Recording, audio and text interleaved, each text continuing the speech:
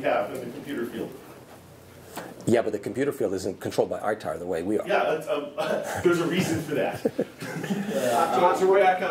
I'm in the middle of an ITAR argument to get an SSL implementation I wrote permitted for export, even though there are open source solutions that are much more powerful. They just aren't as small. And I've currently spent on the order of $15,000 getting permission to, and I have been denied to export software you can get for free. You will always be denied. Yeah. All right, well, let's keep moving. Okay. It's not that I'm not sympathetic. It's that I can't do very much about it. Yes. As Boeing put it, they were talking about an issue they were dealing with, and they said, and we put the best lawyers in the business on it. Well, Pumpkin is in the situation to put the best lawyers in the business. So a big company will have more responsiveness than the small company will. Okay, real quick to talk about the CubeSat and its effect on you. The Peapod is really interesting because the Peapod is a closed box until it opens the door and kicks the CubeSat out. So I don't care, realistically, as a launch provider, if your CubeSat gets shaken all to hell and falls apart inside that box. My responsibility is to get the primary and the secondary satellites deployed and out on orbit, and then what comes out of that box, who cares? But the only really valid concern is that it's possible that if you have a reasonably strong RF transmitter on board your CubeSat and that manages to go live prior to the deployment action, well, that might trigger a self-destruct code in the rocket, and then you would be in a whole lot of trouble. So there are a few concerns about that sort of thing that I think are quite valid, but the rest, it's essentially a mechanical block inside there until it comes out and goes live. So you're going to find that this insulation of the design aspects of the CubeSat from the rest of the satellite based on the Peapod are an excellent thing. Please. Can that box contain a stack of lithium batteries like that cell phone sat? Yeah. You're allowed to have stored energy. There are specifications. CDS stands for CubeSat Design Specification. It's hosted at CubeSat.org, which routes you to Cal Poly, San Luis Obispo, and you can pack plenty of batteries in there. For example, one of these things is floating around. This is an Android Nexus 1 iPhone, and that's a stack of 5 watt per cell type batteries. This would be perfectly valid payload inside a CubeSat. In fact, this would be more stored energy than any CubeSat has flown so far with in terms of batteries. So it's permitted. You have to have a battery lift switch on that, and then the way it works is if you have a transmitter on board, if you're under 1.5 watts, a single safety disconnect is acceptable, but if you're over 1.5 watts, you need a double safety disconnect. And in the CubeSat design specification, that's called the deployment switch. Was those the little push button tabs that we saw in one of the things floating around? Correct. So as it launches, those switches. Correct. Those switches. The Peapod is basically a jack in the box, where the jack leaves the box. And so those switches are sitting down on a pusher plate inside, and as the door opens, the pusher plate just shoots you right out. And in the instant that you finally separate from the pusher plate, that's when you go live. Then the specification says you're supposed to be silent for 15 minutes, and then you can begin broadcasting and stuff like that. And you can stack these Peapods up in your LV and just launch them as you approach different... Correct. They come in they're often in stage deployments and stuff like that. I see. Is this how, like, when I read the Indian launch vehicle launched like 20 of these? Yeah. They shoot off? Yeah, although the Indian launch vehicle doesn't actually use Peapods, which are made by Cal Poly, licensed by Cal Poly, controlled by Cal Poly. They're probably using ones that are either made in India or made in the Netherlands or a couple other people. So a variety of different entities provide CubeSat launch deployers. And the Peapod is the one that has, I don't even know if, to date it's probably still the most common one, but that may change with more Indian launches. Please. Does that imply that whatever launches the CubeSat provides structural support for it during launch, i.e. if we're launching a single CubeSat, we got to provide some structural support or ask people to change the rules a little? What do you mean by structural in this case? Well, like, you know, how heavy is the Peapod box, i.e. It's about if the square of the CubeSat is a little flimsy and you put it 5 G's on it, does the Peapod box keep it square, i.e. is it provide some of the structure? No, the standard doesn't care. The standard does not care what your CubeSat ends up looking like after it's been shaken. The standard simply says you have to meet dimensional standards and a maximum mass, and that's it. But CubeSats don't have a defined interface to a launch ring because they're not ever launched like a normal satellite. So the only way you can handle one of these is on the edges of the satellite. I think the question was, can the box stabilize the satellite mechanically during launch?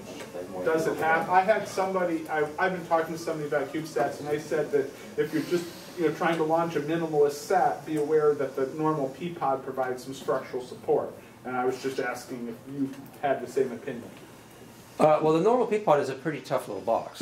7075, hard anodized contact surface, etc. So if you had a Jello CubeSat with very thin walls, well, no, it wouldn't survive because the pressure points would just be on the corners. And how many U's do these P-pods go up to? They only go to 3U. There is quite a bit of talk about making larger ones. That's coming out of NASA Ames primarily, 6U, 6+U, 12U, 24U, etc. But in terms of the actual existing P-pod, it's a 3U. This is the 3U. That's a 3U right there, right? Yes. Forecasting out in the future, would you say on average in the future, if there are dedicated options that CubeSats, 3Us, 6Us, I'll give you a choice. Either they want to go to 300 kilometer, 28.5, or 600 kilometers sun synchronous. I think most people would choose the 600 so they could stay up longer. But there's plenty of applications, and as a manufacturer of CubeSats, I love those low orbits, of course, because they're good. They essentially begin to be treated as disposable satellites. Please. So what's the potential? Is it primarily educational universities? I'll get to that. I'll get to that. I want to just touch on sort of the base so you understand where CubeSat developers are coming from, et cetera. To your question about support and all that, it's not that hard to satisfy the CDS. The hardest part is probably the actual dimensional tolerance requirements. Very easy to satisfy if it's a monolithic machine part. It's a lot harder to satisfy if it's bent sheet metal, et cetera. People have taken build, buy, or hybrid approaches. We see schools where the department has a shop, so the students will tend to build things incrementally over time. There are other schools who will buy stuff to get a jump start, and there are hybrid approaches in between. For example, in Pumpkin's work with SRI, at least the initial plan was they would use one of our buses, and then they would attach their spectrometer in a custom housing onto that. So it's kind of a build and buy approach. My take on sort of where we are in the history of the CubeSats is the first generation of which QuakeSat is a member were purpose-built generally by schools, but not exclusively. They were all very unique. The second generation, there was a lot more standardization. For example, Los Alamos is going to launch 4 1.5Us shortly. On that same launch are 2 identical units from the Naval Postgrad School. So we began to see more standardization across. We began to see builds of more than one. So builds of 4, builds of 10, that sort of thing. Common buses. And also, inside the second generation was a strong emphasis on the 3U from the perspective of the government users. We are in between the second and the third. The third generation promises much higher power, on-orbit average power. The second gen of the bigger ones is on the order of, say, 12 to 18 watts. We're looking at 50 to 80 watts now for the third generation. Faster comms. Traditional comms are like 9600 baud. You can now get 5 megabits down. And of course, that's facilitated through higher power. And propulsion is likely to show up in this third generation as well. So we've got orbit changing, not just attitude control, but actually orbit change as well. What have you been using as your primary and secondary attitude? Reaction wheels and torque coils. So, and then for determination, there's a magnetometer on board. 2 questions. First of all, can we see that guy on the side? Which one? The one in the back. Yeah. This one here? And second of all, have CubeSats started talking to larger satellites on orbit? No. All CubeSats to date have talked to a ground station only. There have been quite a few proposals about talking all the way to TDRS, et cetera. Yeah. Some of those have been partially funded or underway, et cetera. But generally speaking, the approach has been, and I'll kind of mention this in the next slide, this notion of an owner-operated satellite. I think that's a very good description of what most CubeSats are likely to be like in the immediate future before these larger comm issues are resolved. That someone buys it, builds it, pays you to launch it, and you don't hear about it again. And they're happily sitting at their laptop at a Starbucks talking to it and retasking it to do the latest thing. So, talking about what the potential is. It's interesting, within the CubeSat community, I see this thing ping-pong quite a bit. Some years I'm at talks where people are talking about building entire satellites. Other years people are talking about building just a single instrument to go as a single payload on a CubeSat. Personally, I think that, and this does serve me well because I'm a manufacturer of the buses, but I think that the do one thing and do one thing well approach serves the CubeSats better. It keeps the overall architecture simple. It keeps your comms situation simple. If you've designed your bus well to begin with, it means that you can go from one payload to the next without changing too much about your bus architecture. So, I think that this single purposeness of the CubeSats would serve or continues to serve the community well. It's also, and someone brought this up, I don't normally use this terminology, but I think it's very applicable, 80% kind of thing. It's good enough to do it. Don't try to go for that last 20%. Do an 80% good enough satellite, I think, is where the most successful approaches to flying CubeSats is.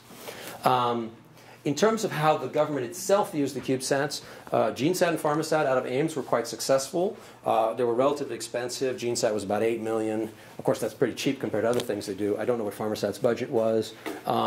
My government relationship is more with the NRO.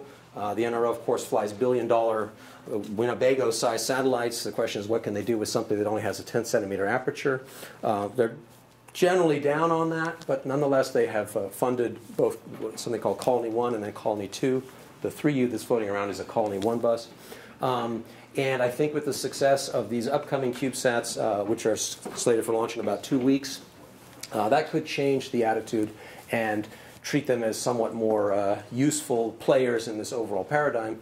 But again, I think that the notion that they're still free flyers, essentially one-to-one mapping to ground stations, is the thing that's really keeping the government from accepting them. If they were part of a much larger global network, that would really get things going. And that's why I mentioned this business of a ground station architecture. So in terms of apps, here's what I've seen. So this is why people would want you to be able to launch these. There certainly are basic science missions. That's, for example, what GeneSat does. GeneSat did some zero-G examination of the life of, I think it was E. coli, etc. Remote sensing is obviously very interesting. The problem is that you're playing with a 10-centimeter aperture. There have been efforts funded to do larger apertures. For example, right now, the Air Force Academy is doing a photon sieve in order to play with a larger than 10-centimeter aperture and demonstrate that imaging capability. Pumpkin has been pushing for it's about a 5 to 7 meter ground sample distance imaging satellite for some time now. We hope that in the coming years that's going to take off and be useful. What we found in terms of, for example, at Stanford, I've tasked my students with, hey, if I gave you this high resolution 10 to 15 megapixel imager, what would you do with it?